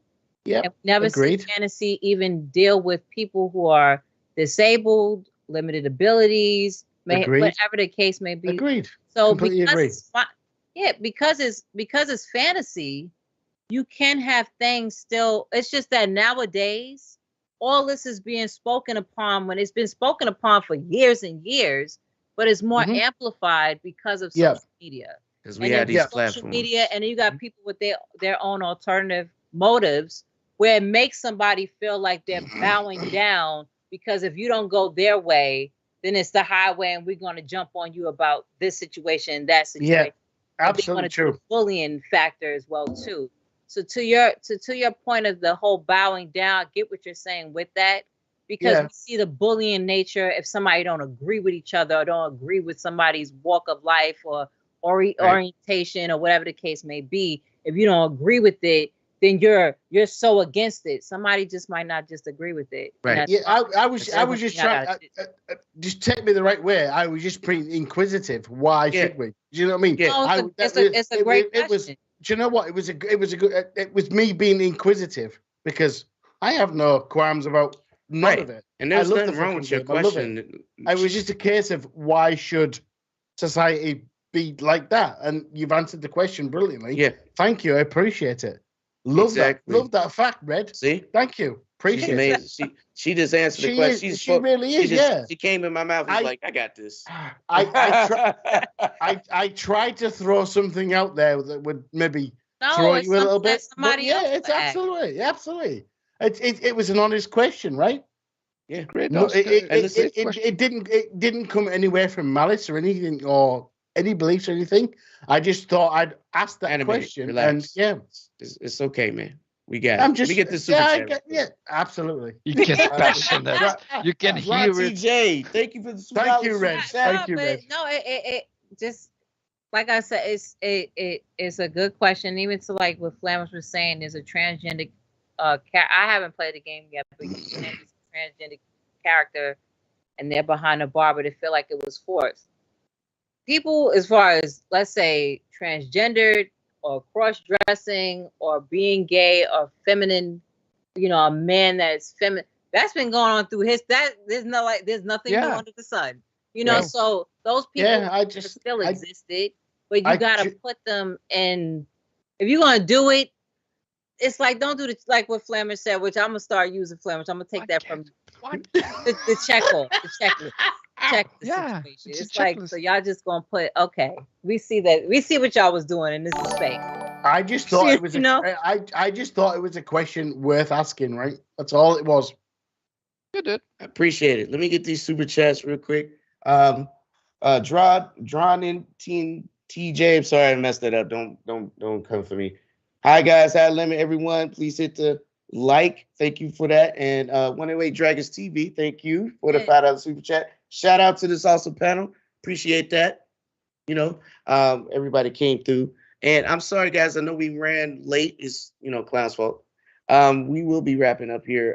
I just wanted to make sure everybody got there. There's something. I swear to God, from now on, we're just going to say the start time is whenever Clowns get around to it. Because we Whoa. Hold on. I did have a rough day, though. I had a crazy situation today. No, he did having his good, and you okay? I did see the tire. Yeah, he had a blowout. I forward eastbound across 3 lanes and avoided a tractor trailer. Dude, as discussed, brother, that's nothing. Now I know Paul has went down the highway before nothing on his wheelchair and have no problems. I got you. That's right. All right. No, but there's something I want to say because we're talking, about putting characters in games and being culturally appropriate, etc. And one thing that I have learned from all the interviews that we have had with Marvel artists and DC artists, whether it be at conventions on the spot, like for example Tony Isabella, who created Black Lightning, Tigra, and Misty Knight, to Brian Edward Hill. And one thing that I have learned from all these different creators throughout history that I've spoken to, and and not to say anything, but most of them have been white guys, and they created black characters. And I asked them, I said, what was your reason behind creating these characters, in the time that you did? And a lot of them that did that said, in the 1970s, there wasn't a lot of black people or culturally diverse people or minorities in positions where they could create new characters for their culture. And they felt like that they had to do something to say, listen, to these big companies like Marvel and DC, we need different characters out there. We can't just have the same superheroes that we've always had. We need to create new superheroes, new characters to represent everybody, not just, a set of one part of culture. And I said to them, I said, that's great that you did that, but were there any people of color or minorities involved in creating the characters? And a lot of the answer is no. And back then that was very common. And I get so confused because these guys tried really hard to create characters, and sometimes they didn't, the Marvel or DC, the characters weren't successful, or they put them on the back burner, or gave them lackluster stories compared to other superheroes. And then you have today. You're right. And then today you have a situation where companies are forcing characters to mainstream because they want to use it as commercialism and not for the proper reasons. And then I talked to companies like Second Sight Publishing. Shout out to Marcus Roberts. I met him. He's a real cool guy. And what they do over there is that they've created a series of comics and characters that represent black culture from black perspective, with not a white perspective or an Asian perspective of black culture, but it's black artists, black writers, and they create like different horror genres in their comics. And it's just really cool to see that, because they could be out there and they could be pushing this into mainstream market or commercialism, but they said to me, they're not about that. What they want is a true representation of what they feel the culture should be. They don't want to mainstream it because they don't want stuff watered down. They don't want stuff changed. They don't want stuff altered. They don't want to give characters to a big company, and then the big company comes back and says, okay, listen, your character's great, but we need blonde hair, or we need this kind of haircut on the character. We can't have that haircut. And it's just so interesting to see, like, you have that in the 1970s where a lot of white guys created black characters because they wanted it to be in mainstream, not for commercial reasons, but to represent, culture. They wanted other people to come into comics or media and like it. And it wasn't about all the money back then. And then today, when it's about the money, you have companies wanting to push it and then make changes that they think is going to sell, not because their heart's really in the stories. And that is something that I got to be honest with you, Red, that kind of bothers me a little bit, because I would, man, it's like what happened when the Asgardian Miles Morales. like I don't know if y'all seen the Asgardian Miles Morales. I have not. But it sounds terrible. I don't know what that. No. Okay, so it was a comic, and I don't know if it got banned or taken out because it was ridiculous. And they had Miles Morales as Thor, but the stereotypical things that they had Miles Morales on the cover was crazy. He had on Timbs. They had graffiti in Asgard. They had the Brooklyn Bridge, and it was just horrible. And I was like, I hope that this was not made. It was a Filipino dude, and I was like, but everybody was like, "Are you serious?" Like, it was the most racial, stereotypical thing that you could do, and just to that point right there, and it was crazy that got approved because we seen, of course, like what you were saying with Marvel right now. I don't know if DC is doing this, but I think so. But Marvel, of course, for Miss Marvel, they made sure they got I don't know if she's Arabic, but they got a Muslim woman to make sure to write her character so it's correct. They've gotten several different Black writers to jump on the comics for Black Panther, Killmonger, Shuri, and so forth. We even seen with Nubia, with DC Comics, they gotten a Black woman and a Black artist and illustrator to work on that. You have Vita. like you know, to your point, you have to start. If you create these characters, okay, they create like Black Panther, of course, created by a white man. You gotta now bring on. So okay, y'all did that so Black people can have representation, see themselves, so forth. During that time, it was Black exploitation themes in the 70s, so they was even playing along with that. So the message kind of got up, in my opinion, with certain characters. We see how Luke Cage was when he was made. So to your point, yeah, when you bring along people like what Paul was saying, you got to have to, even if someone is not on the permanent payroll, to get a consultant period to be on those projects is needed, just so it could come across correctly, or it's going to be a mess. If I would say that correctly, it's going to be a mess. Just so you know, I'm gonna get the super chats, but I'm gonna say next show we're gonna turn Paul into African so we can hit the check mark. What? No, he's I put it Emperor in the chat Palpatine. here in Skype, guys. I know. Lemon said he's Emperor Palpatine. No, wait. I'm just making an example of what they do. We'll make him African. In the chat in Skype, I put a picture of that. I'm gonna get super chats though. Yeah. So before you do though, I just want to add on to Red's point. Is that 100% correct? Because we, I guess China's in here. He said, or she said, he's Asian, or China's Asian, I should say. But that's another thing too. Like when I turned on Hulu and I watched, I think it was it Kim's Groceries and what's that other one? Kim's Convenience is in the show. Kim's Convenience. It's on Netflix, right? Yeah.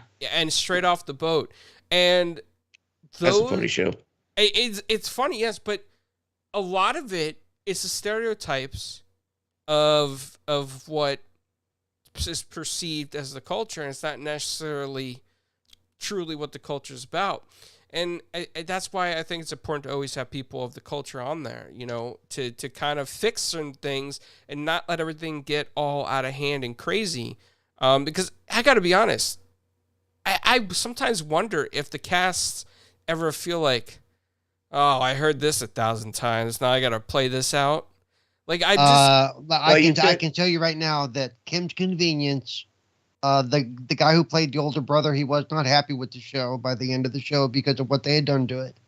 And for Fresh Off the Boat, the original, it's actually based on a book by the kid who plays the character that Eddie's based on in the show, and he wasn't happy with what they did after the first couple of seasons. Oh, I believe it.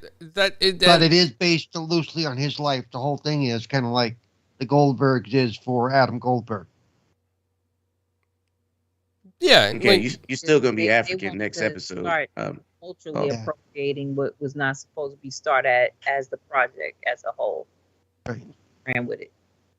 I mean, we also have the extreme opposite where it is written and directed and had Black entertainment. Like Southside was a great TV show. Yeah, Southside's funny. They end up canceling in the middle of Black History Month out of nowhere, even though everyone liked it. It was promoted for Black History Month too. You forgot that. Yeah, it was promoted for Black History Month and then canceled. Yes, it didn't make And any they just- sense when Lovecraft story that got canceled and it was highly successful. Right. So just throwing that, it could be that extreme too. So let me get the super chats. And I'll let Clowns if you want to have any remaining. I want to wrap up. I don't want to keep her forever. I know we love talking to her. She can always come back. That's why we have her on. She have a good time. Hopefully. So we got 108 Dragons TV. It says, Paul, you look like Emperor Palpatine. Palpatine. Just I don't have the robes for it. I need to get better. Yeah. And thank you for the $2 super chat. $2 super chat again. 108 Dragons TV. Red did Miles have gold teeth also and a boombox? I think there was a boombox in the back. He didn't have the gold teeth. If he would have had the gold teeth. Yo, Transformers had the gold teeth. This is why Michael Bay is that was banned. horrible. Those little damn Right. yo. Yes, that he should be banned from anything Transformers related. For us, is like, all right, I don't care what nobody said. Flammers didn't even believe me when I said that was the most racial, controversial situation until you seen it. It was bad. It was horrible. Yeah, Transformers walking around with gold teeth and Crazy. out of here. Anyways, so Clowns, you got anything else? Anybody on the panel got anything else? I think we beat the hell out of this stuff tonight. I think I need to go to sleep. To be fair, it's late. Yeah, it's like 2 o'clock. It's like 2 o'clock when animated feels so good. He's like, you know what? I feel like I got me a little bit in me too. Yeah, but Paul's gonna be African next weekend. I'm just saying. Oh man, Not you. PK. No, we trying something. We just want to hit check marks. Wow. Wow, PK. Relax. It's a joke. What about Flamish? He says Belgian chocolate's better than all American chocolate. No. He got a pink thing, and as long as he has that, we have problems. He said Hershey's doesn't count. Wait, look at the super it's chat. Like, Look hold at the on. super It's chat. like Red says, you don't have to agree with me, right? We just be friends. Accept it. I love that super chat he just dropped. So, what on Drake's TV? Another $2 super that. Those Transformers was from Brownsville. BK, stand up. So, okay.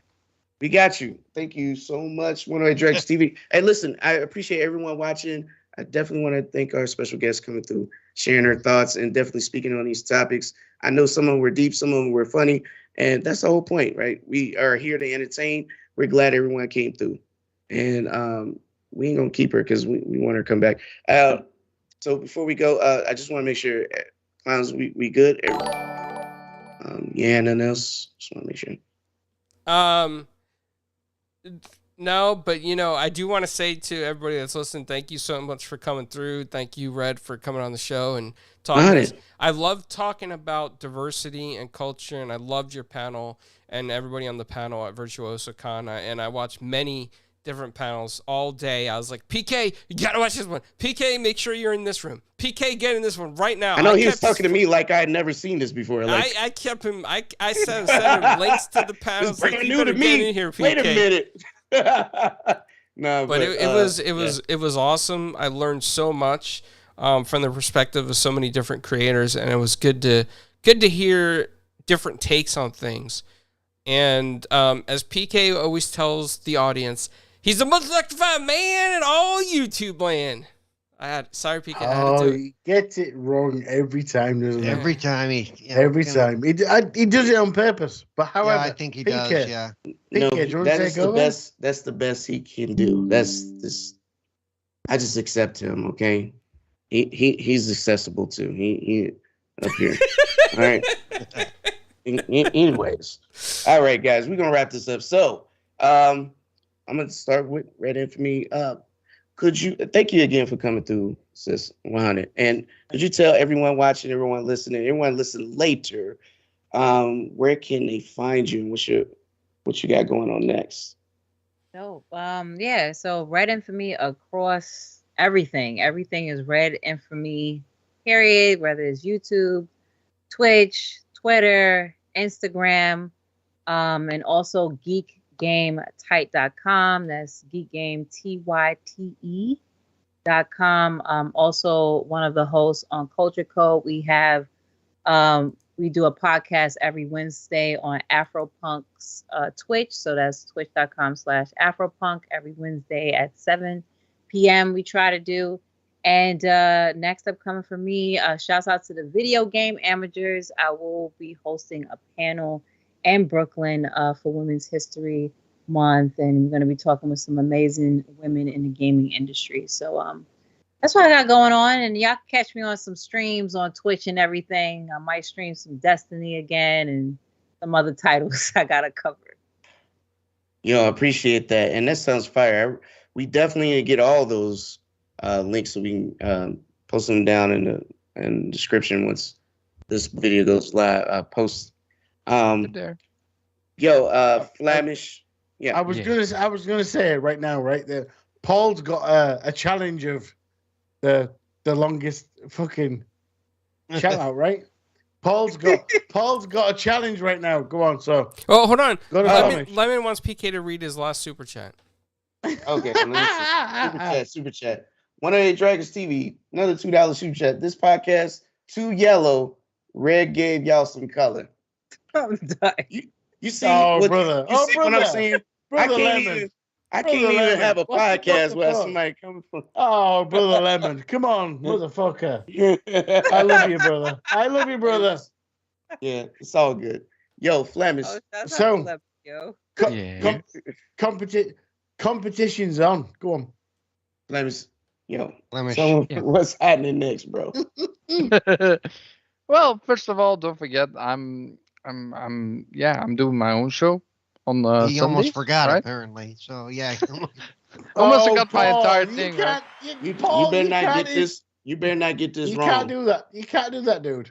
Leave him So alone. I got my own show called The Flemish Experience, where I do just all kinds of random stuff with Paul, Cerebral. We got our good friend Animated as my co-host, and Clowns sometimes comes too.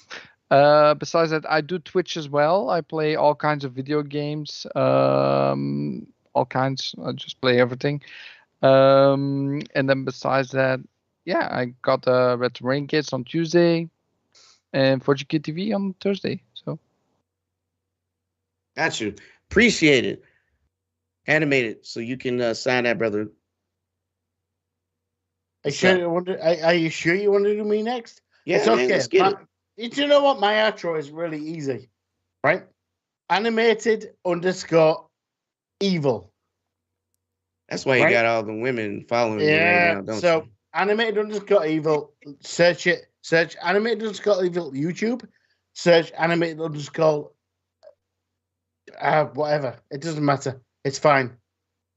Okay. Animated underscore done in Google. You'll find me. He said Done. whatever. He said whatever. Yeah, this fine. is how you. This why they keep coming for you, because of your accent and your beard. Absolutely. Animated underscore. That's what you got over me is your evil. accent. I'm Animated_evil. Search me on YouTube or Twitch or whatever. You'll find me. Easy. all right, Paul.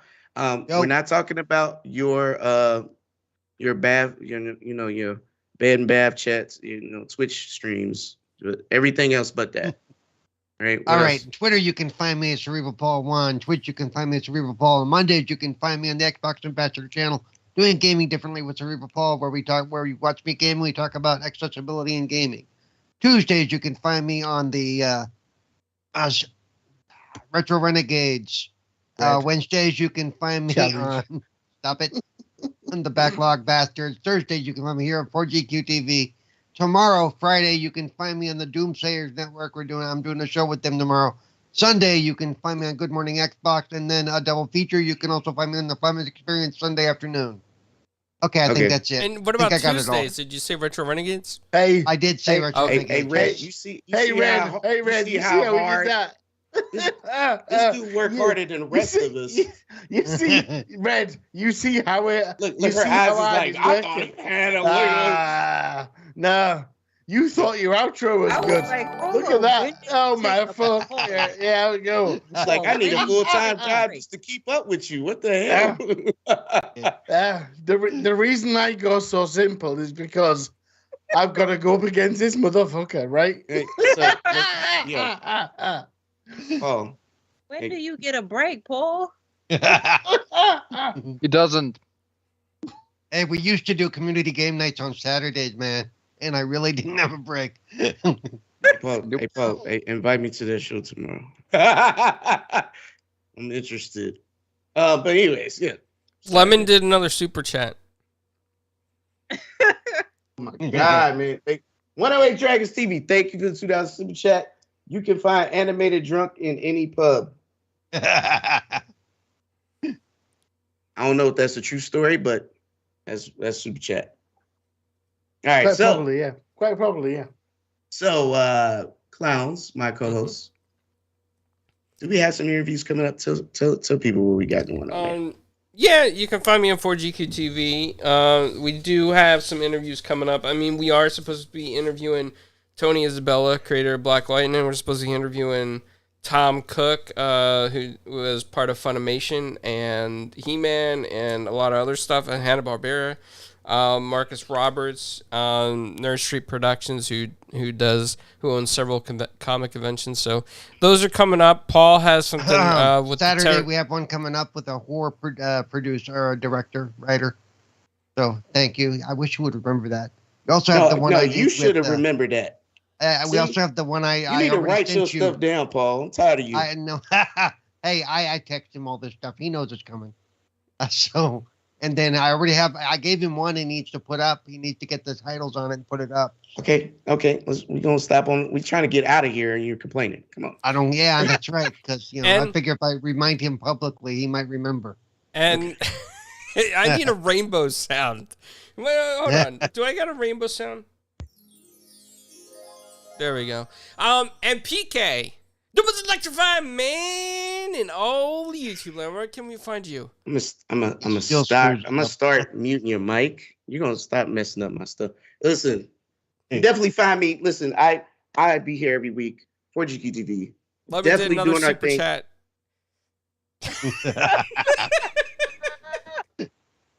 108 Dragons TV. Great show, everybody. Stay awesome. Thank you, brother. Now let me finish so we get out of here. Thank you. He could have did all those $2 in one super chat. And look, definitely be here every week. Check me out, hanging out with this bum in the super chat business. 108 Dragons TV. Definitely on Saturdays. I think it's his birthday though. So we probably do a show this week. Yeah, it is this weekend's his birthday. So so anyways, that's great. So he always do it big on his birthday. That's why I keep representing New York, because he wants to show out. He wants Red. He's in Brooklyn. So anyways, I definitely see you there, and definitely come back, because we definitely got some interviews coming down. And definitely follow me at PKX Lab at Twitter. Let me just say, my DM's open. I'm down for whatever. I'm always down for gaming. If you guys see my gear gaming last year, you'll know I gets down. I don't play. I'm not a fraud out here in these streets. I play everything. So definitely. Like Madden. Thank you. No, thank you for coming out, guys. You guys, see you next week. Thanks again for our guests. And we'll see you next week.